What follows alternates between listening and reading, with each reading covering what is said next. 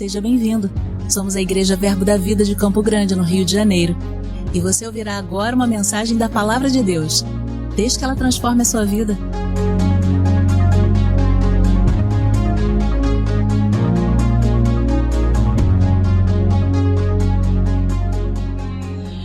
Boa tarde, noite, queridos. Que bom que você veio. Quero saudar também os meus irmãos que estão nos acompanhando pela internet. Que bom que você está aí. Eu creio que hoje será um momento de reflexão, onde o Senhor vai nos chamar para perto, né? Estamos não só num culto da família hoje, mas também com o tema o poder da comunhão. E sabe, queridos, quando a gente fala de família, quando a gente fala de comunhão, a gente está falando de relacionamento, não é assim? Família fala sobre relacionamento. Comunhão fala sobre relacionamento, começando sempre na nossa comunhão com o Senhor, começando sempre com a consciência que somos da família de Deus, começando a partir desse ponto, dessa consciência de família de Deus, dessa consciência de comunhão em relacionamento. Eu creio que o Senhor quer conversar conosco essa tarde alguns pontos importantes, para que a gente possa viver verdadeiramente na comunhão, não só com o Senhor, mas porque nós temos comunhão com o Senhor, nós temos comunhão com os outros, porque nós entendemos o nosso relacionamento hoje com o Senhor, esse canal aberto, esse véu que foi rasgado, aquilo que separava, que não separa mais, do relacionamento de cada um de nós com o nosso Pai, com o Deus vivo. Nós entendemos isso e por isso nós aprendemos também a nos relacionar com os nossos irmãos, como parte de um corpo. Então, o que eu creio que o Espírito Santo quer comunicar aos nossos corações essa tarde, não é só algo em relação à nossa família, ao nosso núcleo familiar, da nossa casa, dos nossos irmãos de sangue, nosso pai, nossa mãe, nossos filhos, mas também Ele quer comunicar algo sobre o corpo de Cristo. Porque todas as vezes, queridos, que falamos de relacionamento, falamos desse relacionamento com duas faces, não é? O relacionamento com Deus e com o corpo de Cristo e o relacionamento também com a nossa família, com os nossos entes queridos, com os nossos familiares de sangue.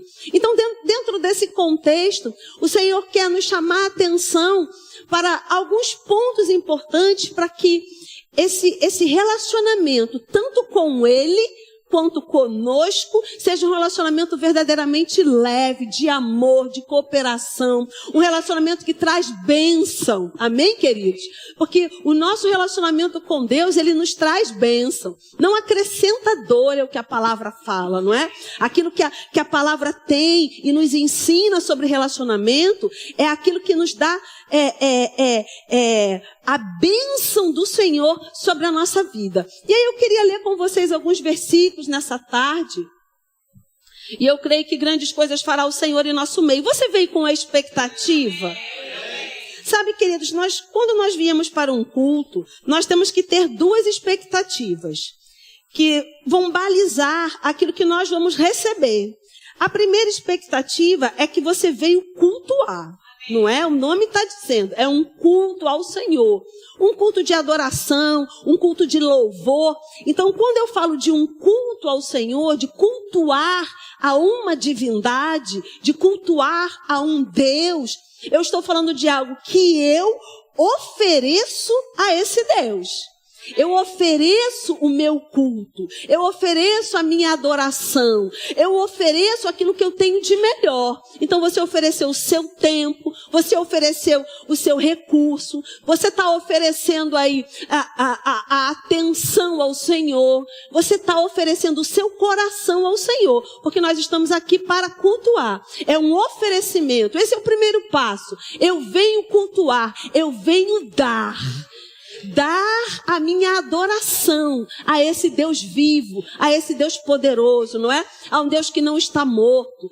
Então isso é importante. E o segundo passo, a segunda faceta, é eu venho dar a esse Deus, mas certamente eu também vou receber algo desse Deus, não é? Ele vai me acrescentar através da sua palavra, através da sua unção, através do ambiente ungido, através do ambiente de fé. Então eu dou algo de culto do meu coração a Ele, prestando a minha adoração a Ele, mas eu também recebo algo. Então, alinhar essa expectativa de dar e receber é muito importante. Por quê? Porque não depende só do pregador. Não depende só daquilo que o Senhor inspirou o pregador. Depende de você, como aquele que puxa da unção, como aquele que está desejoso de receber algo da parte do Senhor, como aquele que deseja fluir naquilo que Deus está liberando essa tarde nesse lugar, no meio da Assembleia dos Santos. Amém, queridos? Então eu quero que você abra sua Bíblia, por gentileza, lá em Efésios, no capítulo 4. Efésios capítulo 4, eu quero ler com vocês o versículo 16. Você achou? Efésios 4:16. Deixa eu me posicionar aqui para o Lucas, para facilitar o trabalho dele.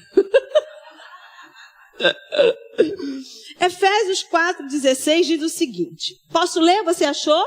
Eu vou ler para você na NVT.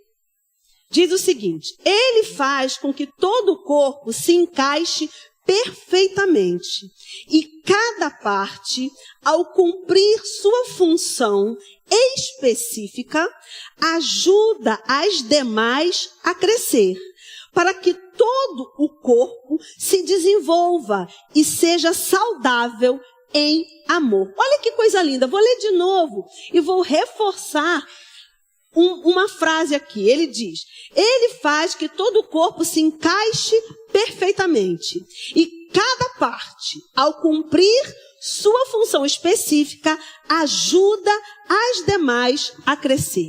Então olha para o seu corpo físico. Seu corpo físico tem várias partes. Seu corpo físico tem vários membros. E a Bíblia diz o seguinte, que cada parte, ao cumprir sua função específica, ajuda as demais a crescer. Então, a sua boca, o seu estômago, quando eles cumprem as suas funções específicas, porque a função do estômago é uma e a função da boca é outra, eles fazem o meu corpo crescer. Trabalha a minha digestão, depois vai retirar aquilo que é bom, vai eliminar aquilo que é ruim. Então, cada parte específica contribuindo, trabalhando junto para o crescimento do meu corpo físico. Assim também espiritualmente. E assim também na sua casa, na sua família. Assim também na igreja, como corpo de Cristo. Cada pessoa com a sua função específica, a um chamou Deus para apóstolo, a outro para mestre, a outro para apóstolo, para profeta, a outro para ministério de socorros, a outro para trabalhar na mídia, no som. Cada parte do corpo, cumprindo a sua função específica, faz com que todo o corpo cresça. Isso não é lindo? Isso é maravilhoso, queridos. Mas quantos sabem que isso não é fácil? Quantos sabem que isso é desafiador? Assim como na sua casa, na sua família, cada pessoa cumprindo a sua parte. Pai, mãe, filho, filha, avô, avó, tio, primo, cada um cumprindo a sua parte naquele núcleo familiar. E a Bíblia diz que se todo mundo fizer a sua parte específica de forma correta, não fica pesado para ninguém, e tudo isso promove essa união, essa unidade, promove o crescimento do corpo, o crescimento da sua família, o crescimento da família de Cristo. Amém, queridos? Mas claro, queridos, que a gente não é criança, né? As crianças estão aprendendo lá no departamento infantil. Aqui só tem adulto. Então, se aqui só tem adulto, a gente pode dizer que sim, é um desafio. Por quê? Grande novidade, somos diferentes. Pensamos diferentes. Temos opiniões diferentes. Só isso já criou um grande desafio.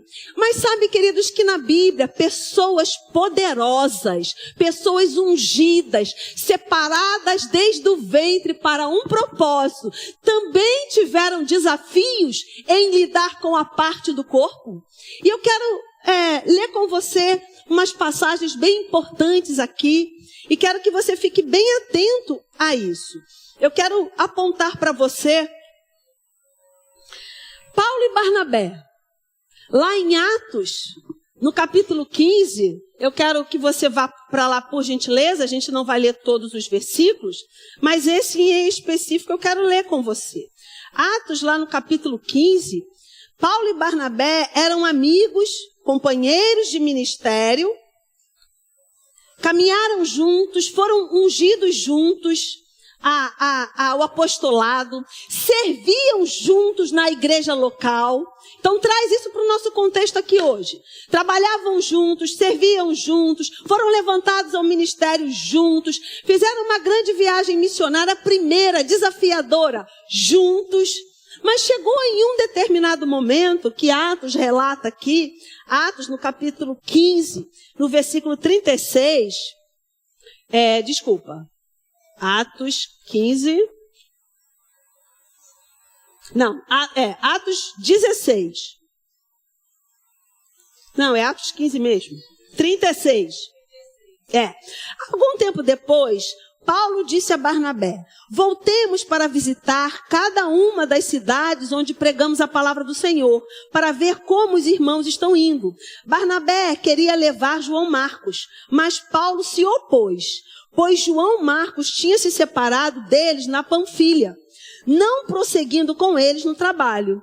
O desentendimento entre eles foi tão grave que os dois se separaram. Então, Paulo e Barnabé, dois homens de Deus, você concorda comigo? Sim. Dois homens de Deus que começaram seu ministério, congregavam na mesma igreja, foram levantados juntos, ungidos juntos, fizeram uma grande viagem missionária juntos, mas em um determinado momento tiveram opiniões diferentes. Estavam pensando de forma diferente. E a Bíblia diz que eles tiveram uma discussão e por conta dessa opinião diferente, eles se separaram. Barnabé foi para um lugar, Paulo arrumou outro parceiro e foi fazer as suas viagens missionárias. O que é importante a gente entender? Que houve divergência de opinião, mas que nenhum dos dois paralisou o seu ministério. Nenhum dos dois deixou de fazer aquilo que foram chamados para fazer. Amém, queridos? Não dá para caminhar junto? Não dá, porque eles estavam com pensamentos diferentes, com opiniões diferentes, com visão de mundo diferente. O apóstolo Paulo tinha sobre a sua vida um chamado muito forte apostólico. E ele não estava disposto, por assim dizer, a retroceder e correr o risco do seu chamado ficar lento por conta de João Marcos. Ao passo que Barnabé tinha uma outra unção sobre a vida dele, tinha um outro objetivo sobre a vida dele, tinha um outro chamado sobre a vida dele. E Barnabé era um treinador, Barnabé era um discipulador. E Barnabé discipulou o apóstolo Paulo, não dá tempo da gente falar sobre isso, mas ele foi também discipular João Marcos. E o trabalho dele foi tão bem feito, que esse mesmo apóstolo Paulo, um dia ele disse: olha, manda chamar João Marcos, porque ele é muito útil para o meu ministério. Depois de ser treinado, João Marcos foi de volta, inserido, junto com o apóstolo Paulo. Amém, queridos? Eu quero ressaltar uma outra história aqui da Bíblia, que está lá em Gálatas, por gentileza. Eu vou ler alguns versículos aqui para a gente poder pontuar. Eu estou com dificuldade de abrir a minha Bíblia, porque eu ainda não a li toda. E as folhas ainda estão grudadas. Gálatas, no capítulo 2, por gentileza.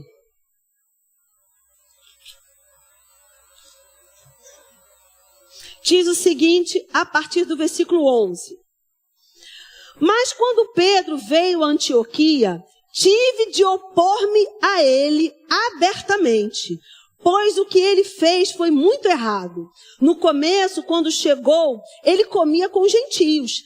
Mais tarde, porém, quando vieram alguns amigos de Tiago, começou a se afastar, com medo daqueles que insistiam na necessidade de circuncisão. Como resultado, outros judeus imitaram a hipocrisia de Pedro, e até mesmo Barnabé se deixou levar por ela. O apóstolo Paulo, ele começa a falar sobre aquilo que os gálatas estavam vivendo, e ele descreve em um momento onde Pedro chega, e Pedro começa a se comportar como os gentios. E quando os amigos de Tiago, que eram judeus fervorosos, chegaram, o apóstolo Pedro teve um comportamento diferente. E o apóstolo Paulo diz, hipocrisia. Porque enquanto eles não estavam aqui, o apóstolo Pedro tinha um comportamento. Quando eles chegaram, o apóstolo Pedro mudou de comportamento. E Paulo enfrenta ele, confronta ele. E diz que foi uma hipocrisia aquele comportamento do apóstolo Pedro. Agora deixa eu dizer para você, chamados diferentes. Paulo era chamado para os gentios. Pedro era chamado para os judeus.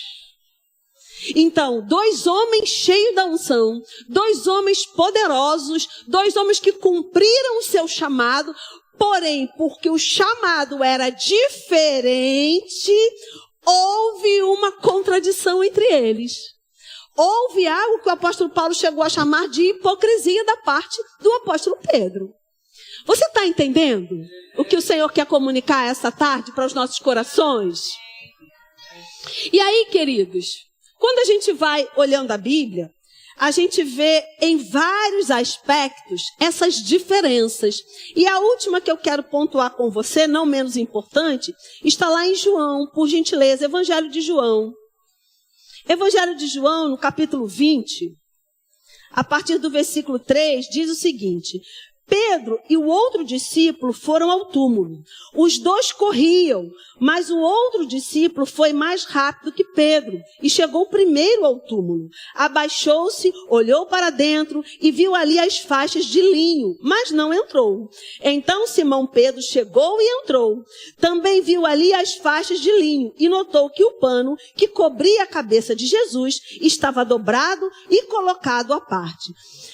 Estavam lá Pedro e João. João mais jovem, a Bíblia diz que chegou primeiro.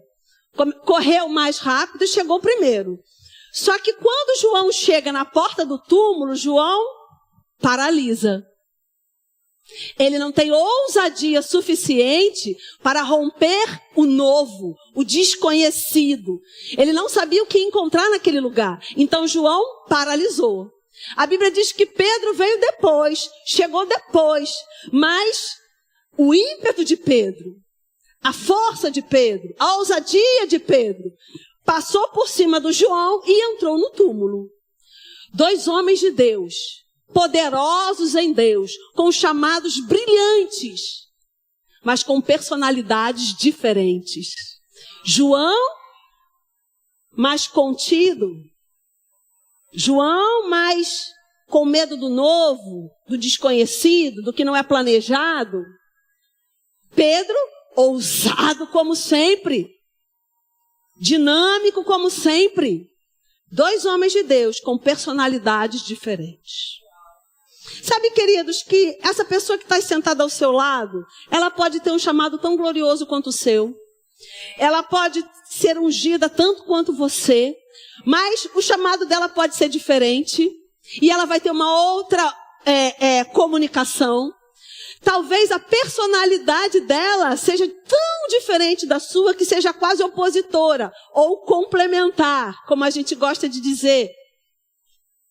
E talvez você nem consiga caminhar junto com ela. Ou talvez a opinião dela seja tão diferente da sua que você também nem consiga dialogar com ela, de tão diferente que é. Mas deixa eu dizer algo para você. Como membros do corpo de Cristo, nós temos funções específicas. Mas a Bíblia diz que quando nós entendemos isso, nós fazemos o corpo crescer. quando eu entendo a diferença, quando eu entendo que não é igual a mim, talvez não tenha o mesmo chamado que eu, Pedro era para judeu, Paulo era para gentio, talvez não tenha a mesma personalidade que eu, João tinha uma personalidade, Pedro tinha outra, João paralisou, Pedro entrou. Talvez como o apóstolo Paulo, uma outra personalidade para cumprir aquilo, ele não podia perder tempo.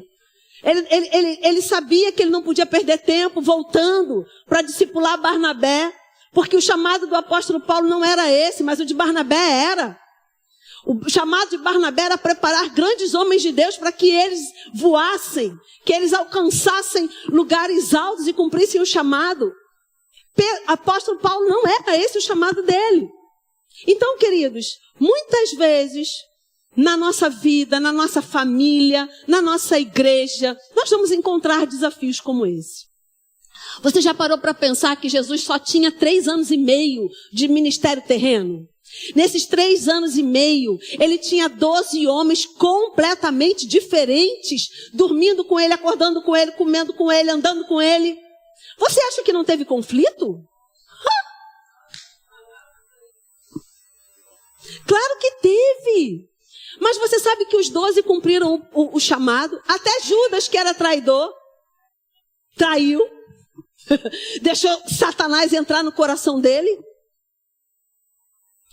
Queridos, 12 homens completamente diferentes, 3 anos e meio, tinha que ser rápido, só eram 3 anos e meio. Sabe aquela coisa que a gente diz assim, né? Foi na força, foi no fórceps que foram moldados, foram retirados ali à força, porque eram só 3 anos e meio. Então muita faísca deve ter saído ali, não é? Muito ferro afiando o outro ferro, deve ter dado muito fogaréu ali, não é não? Mas, com certeza, em diversos momentos, houve perdão. Porque se não houvesse perdão nessa jornada, nessa caminhada, eles não teriam cumprido o chamado deles.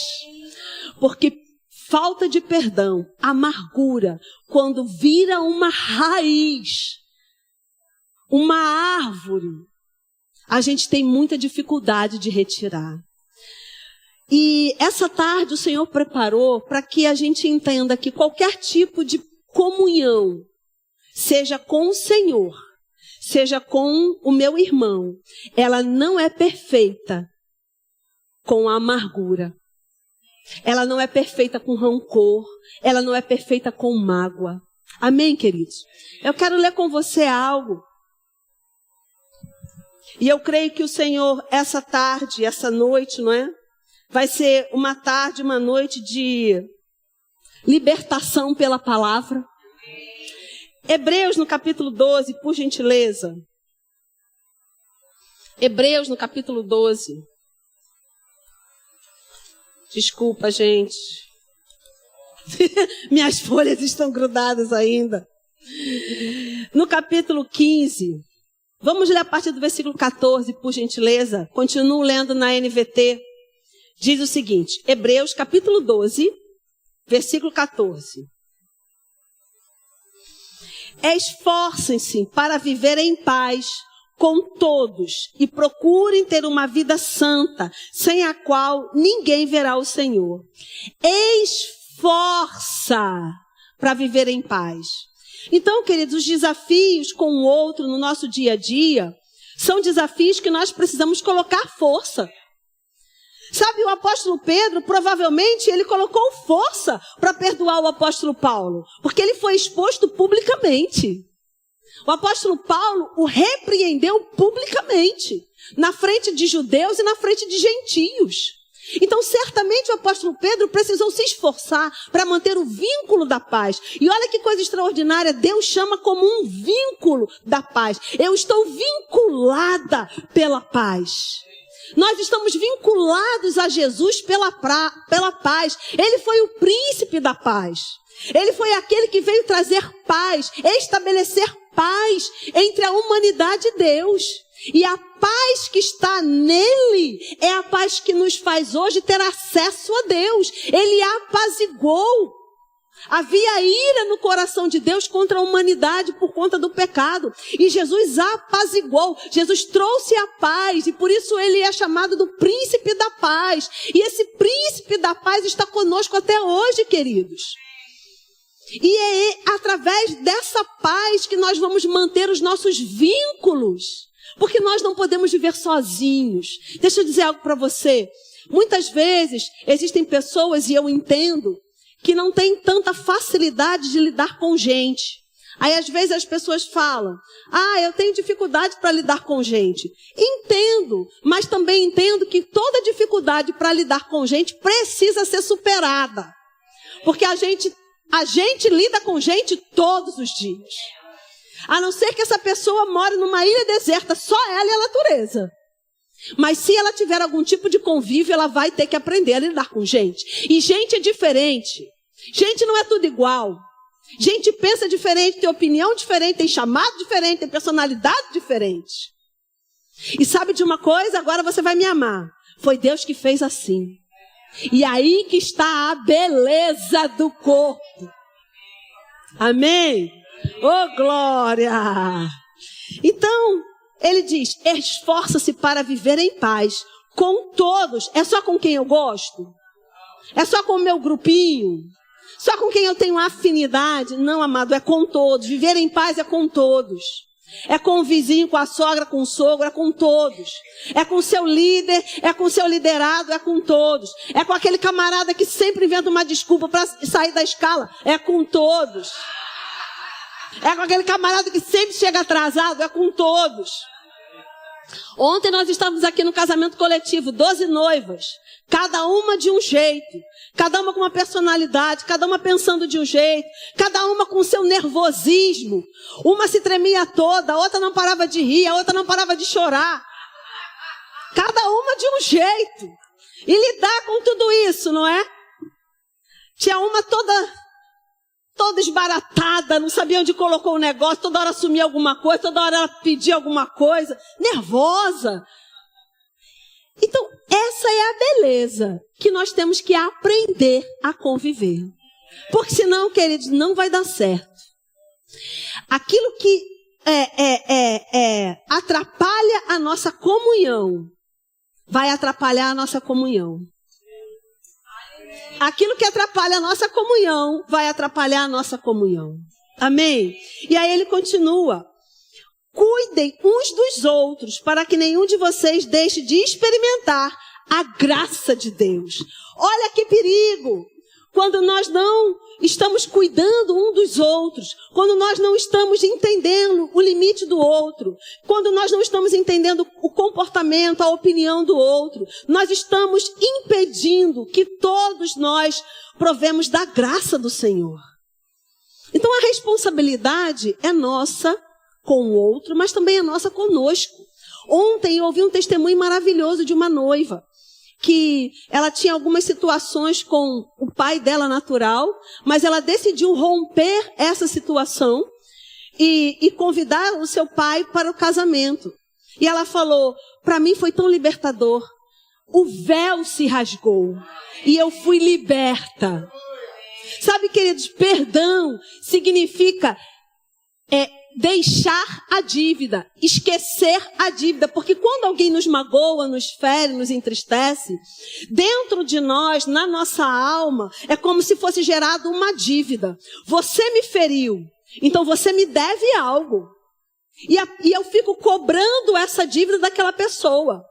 É como se eu estivesse presa, encarcerada, como eu fosse um cobrador de impostos. O tempo todo a minha mente está querendo cobrar uma dívida que a pessoa às vezes nem sabe que deve. Sabe? Quando as pessoas fazem algo pra gente e as pessoas nem percebem, talvez por conta da personalidade dela. Talvez João nem percebeu que Pedro passou à frente dele. Uma dívida. Quando eu deixo o mágoa entrar no meu coração e, como a palavra fala, criar uma raiz, e essa raiz vai crescendo e vai virando uma árvore de amargura, enraizou. Quando eu permito isso, eu estou presa neste lugar, eu estou cativa a esta dívida. É como se a pessoa tivesse uma dívida comigo que ela nem tem como pagar. Às vezes que ela nem sabe que deve. Sabe o que acontece com essa dívida? Ela me aprisiona. É como se eu estivesse o tempo todo com um boleto na mão, querendo que pessoas me paguem alguma coisa. Porque eu estou ferida, eu estou magoada. E quando cria raiz, não é só aquela pessoa que me fez algo que eu vou cobrar. Eu começo a ficar tão amarga, tão intolerante, que eu ando com um boleto para todo mundo. Todo mundo vem que se achega a mim, eu mostro o boleto. Você tem uma dívida, você tem uma dívida, você tem uma dívida. Isso é escravidão. E para a liberdade, Cristo nos libertou. Ele nos libertou da escravidão, do rancor, da mágoa. Amém, queridos? E Ele nos deu uma ferramenta, perdão. Ele nos proporcionou um perdão e Ele nos ensinou a perdoar.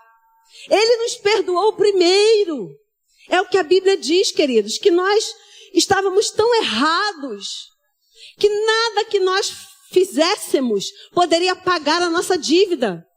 O erro foi tão grande, a dívida era tão grande que era impagável. Era como se a humanidade estivesse realmente tão endividada que ela não conseguiria pagar isso nunca. Mas a Bíblia diz que Jesus veio. Lá em Colossenses, no capítulo 2, diz que Ele pagou a nossa dívida. Havia uma nota promissória, havia um boleto com o nosso nome. E o nosso nome já estava em todos os órgãos celestiais de protesto. SPC, Serasa, não é? Tudo que você possa imaginar de órgãos espirituais, de processo, estava lá o nosso nome. Devedor, devedor, devedor, sem anistia. Não tinha anistia, não. Não dava para pagar. Mas Jesus veio pagar. E a Bíblia diz que Ele pegou o escrito de dívida. Ele pegou o boleto que estava lá com o nosso CPF. E Ele rasgou a dívida. E Ele cravou na cruz. É o que está lá em Colossenses, no capítulo 2. Então, queridos, Ele nos ensinou a perdoar. E não só nos ensinou a perdoar, Ele nos deu, vamos colocar assim, não é? Ele nos deu uma senha para isso. Ele nos deu um acesso a isso. Ele nos deu algo que, se nós usarmos, por assim dizer, nós conseguimos acessar o perdão. Ele nos deu o seu Espírito. O Espírito de Cristo.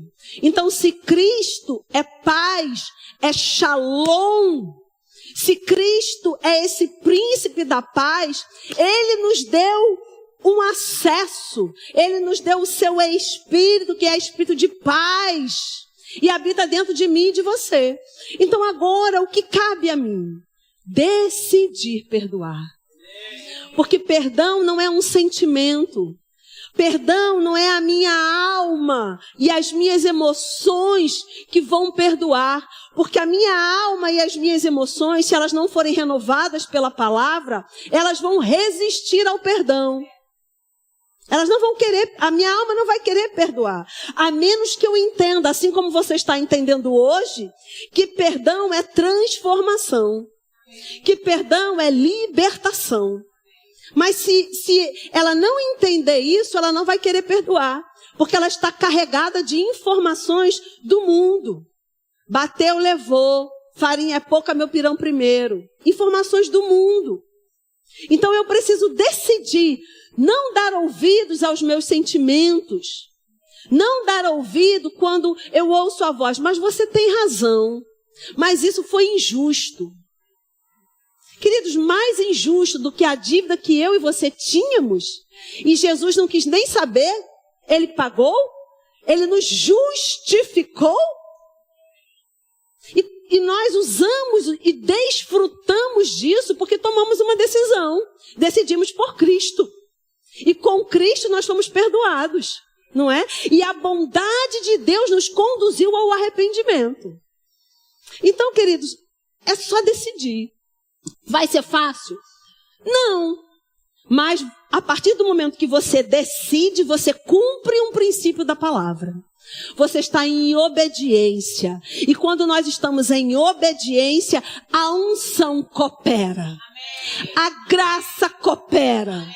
O Espírito Santo, que é o nosso auxiliador, ele coopera. Eu só preciso decidir perdoar. Eu só preciso decidir me libertar. Porque perdão é isso. É desconsiderar a dívida. É deixar ir a dívida. É deixar ir aquela ofensa. Eu não vou morder essa isca de ofensa. Eu vou deixar ir essa ofensa. Eu vou deixar passar esta ofensa. Por quê? Com isso eu estou contribuindo para o erro da outra pessoa? Com isso eu estou chancelando o erro da outra pessoa? Não. Com isso eu estou me libertando de toda a mágoa, de todo o rancor, de toda a prisão. Amém, queridos? É por você. O perdão é por você. Amém? É por você. É para que você tenha uma vida livre, leve. Pessoas rancorosas têm dor nos ossos. Porque a Bíblia diz que o rancor, a falta de perdão, enrijece os ossos. A tristeza enrijece os ossos. E quando nós estamos magoados, nós estamos rancorosos, nós nos tornamos uma pessoa pesada, uma pessoa com difícil convívio. E o Senhor não quer isso. O Senhor quer que a gente tenha uma vida leve, porque Ele nos chamou para isso, para essa vida leve, de bonança. Amém, queridos? Então hoje é uma tarde de perdão, para que a gente possa, não é, num culto da família, entender que a nossa família não é perfeita. Entender que nem tudo aquilo que eu acho que deve ser feito, porque se fosse eu, faria assim. Pois é, mas não sou eu. Então deixa a pessoa fazer do jeito que ela acha que tem que fazer, não é? Se fosse eu tirava a louça na hora do almoço e logo ia lavar. Mas quem lava a louça na minha casa não pensa assim. E aí vai pro celular, vai fazer não sei o quê. Lá pelas tantas, quase na hora de vir para a igreja, vai lavar a louça. Mas não sou eu que vou lavar a louça. Não, contanto que lave, né? Vai lavar na hora que ela quiser lavar. Falei ela, né? Quem será? Ela é a pessoa. É a pessoa. Amém, queridos? A vida em família é maravilhosa. A Bíblia diz que Deus faz o solitário habitar em família. Então foi Deus que planejou esse negócio de família. A gente só precisa aprender a lidar com as diferenças. Assim como o apóstolo Paulo aprendeu a lidar com Pedro, assim como João aprendeu a lidar com Pedro, assim como, queridos, Barnabé aprendeu a lidar com Marcos, depois Marcos voltou a lidar com Paulo. Olha que coisa linda! Houve restauração nesse relacionamento. O chamado de João Marcos não foi abandonado. Ele não largou tudo e decidiu se desviar só porque alguém disse para ele que não era o tempo. Não, queridos, não permita que Satanás roube aquilo que você tem. Você tem uma família. Apesar dela ser desafiadora, ela é a sua família. A minha família também tem desafios, mas é a minha família. E eu me alegro porque eu tenho uma família. Apesar do convívio da igreja ser desafiador, tanta gente diferente num lugar só, mas é a nossa família. Como Rafael falou, como é bom ter uma igreja para congregar. Como é bom ter uma família. Eu tenho parentes, queridos, em outros lugares do mundo. E eles passam dificuldade em lugares que não tem igreja. Eles ficam sedentos, porque não tem igreja, precisam ficar ouvindo pregação online. Não tem o corpo reunido, não tem a unção coletiva, não tem a fé coletiva. E que triste é isso, você tem uma igreja, você tem uma família estabelecida nessa casa espiritual. Que coisa linda foi ontem ver aquelas noivas. Amados, tantos testemunhos ali. Como é bom ter família. Como é bom poder proporcionar para aquelas noivas o que elas viveram ontem. Como é bom ter família. Amém? E o princípio, queridos, de viver bem em família é aprender a perdoar. É decidir por essa vida de não guardar rancor. E de viver leve com o perdão. Amém? Você pode ficar de pé. Vamos louvar ao Senhor. Eu sei que o Espírito Santo tem trabalho para fazer nesse lugar. O Espírito Santo está se movendo. E talvez ele esteja aí trabalhando no seu coração. E eu sei, queridos, porque sei que o desejo do coração de Deus é que você saia daqui livre de toda mágoa, de todo rancor. Que você saia daqui decidido a perdoar. Que você fale, eu perdoo fulano. Eu não quero ficar com um boleto na mão, porque isso vai me escravizar. Eu quero ficar livre de toda cobrança. Eu quero viver livre. Sabe, queridos, quem não perdoa vive com um boleto na mão, cobrando dívida. Isso não é bom, isso atrasa a nossa jornada. Não se deixe atrasar por falta de perdão, amém? Decida hoje perdoar para que você possa viver o poder da comunhão com Deus, da comunhão com os irmãos. Porque a palavra diz o seguinte, queridos: se você vier ofertar e se você souber que um irmão tem algo contra você, é você que vai até ele antes de dar a oferta. Olha como é sério esse negócio de perdão. A minha comunhão com o Senhor, ela também depende da minha comunhão com os meus irmãos, com o meu relacionamento com os meus irmãos. E se eu souber que alguém tem alguma coisa contra mim, eu não posso ofertar sem antes resolver essa situação. Oh, glória! Amém! Aleluia! Vamos louvar ao Senhor. Aleluia! Você pode louvar ao Senhor.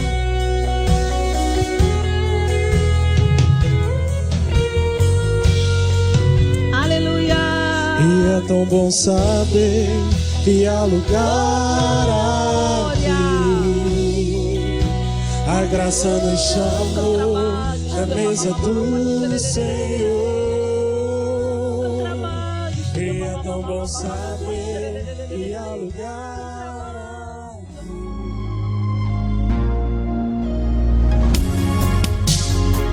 Ouça outras ministrações em nosso site verbodavida.com/Campo Grande RJ. Nos acompanhe também em nossas redes sociais, Facebook, Instagram e YouTube. Seja abençoado na prática dessa palavra.